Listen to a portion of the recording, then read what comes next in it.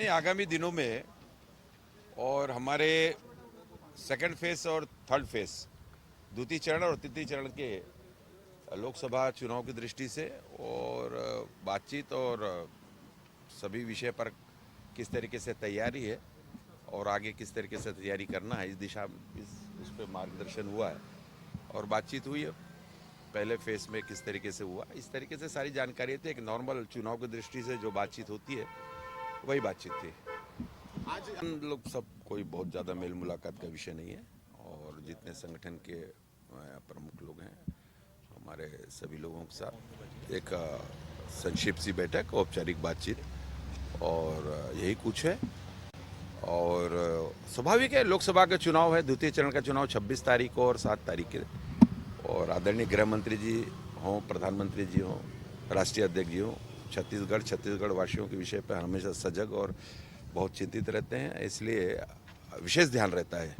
तो उन सब बातों पर विस्तार से चर्चा हुई। नहीं, अभी इस पर कोई कार्य योजना की जानकारी अभी बनी नहीं है। स्वाभाविक रूप से आज हमारे गृह मंत्री जी का अभी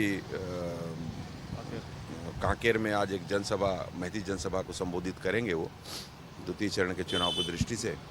हमारे राष्ट्रीय अध्यक्ष जी का भी आज प्रवास है और 3 अलग अलग जगहों पर और उनकी भी जनसभा है, और फिर परसों फिर आदरणीय प्रधानमंत्री जी के भी, और शक्ति और धमतरी, ऐसे 2 जगहों पर लोकसभा क्षेत्रों पर उनका जनसभा निश्चित हुई है।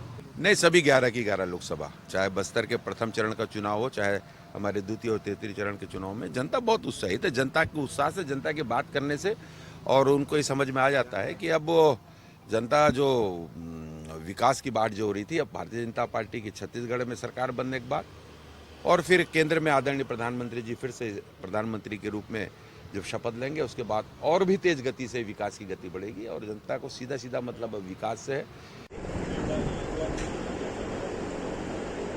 8 लाख का एक दो मात्रा